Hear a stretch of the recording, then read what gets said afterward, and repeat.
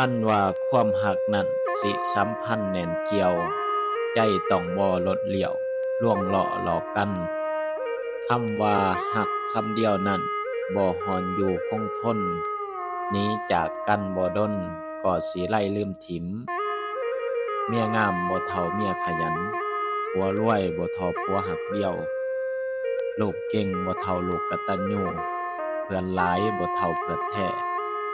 ความผิดพลาดของคนเฮาคือเบิ่งบ่ออกว่าอันใดเป็นสิ่งชั่วคราวและอันใดเป็นสิ่งถาวรความไว้วางใจเสียไปบ่มีวันใดคืนมามื้อที่สามมันมีอยู่ทุกที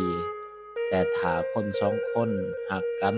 ซื่อสัตย์ต่อกันมั่นคงต่อกันอย่างใดมื้อที่สามก็เข้ามาเฮ็ดอันใดบ่ได้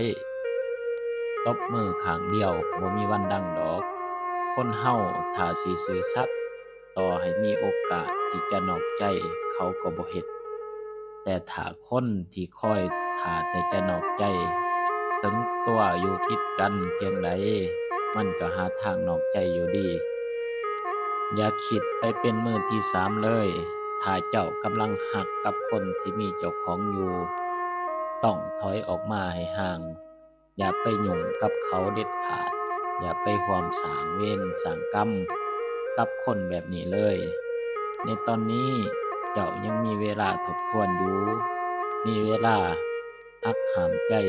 มีทางเลือกอื่นๆที่จะเฮ็ดให้เจ้าได้พบเพาะกับคนที่เหมาะสมกับเจ้าหลายกว่านี้รักตัวเองให้หลายๆอย่าเอาศักดิ์ศรีของเจ้าไปถิ่มให้คนอื่นดูถูก อย่าไปเป็นปัญหาในชีวิตของไผอย่าอ้างความหักแล้วสิทำให้ไผต่อไผก็ได้คนที่มีศีลธรรมเฮ็ดอันใดมันก็เจริญส่วนคนที่บ่มีศีลธรรมเฮ็ดอันใดมันก็ล่มจมคนที่เฮ็ดผิดศีลข้อสามจะถูกคือผีบังตาหรือเปรตบังใจบ่เห็นทุกข์ของคนอื่นได้ เห็นแต่ความสุขของตนเอง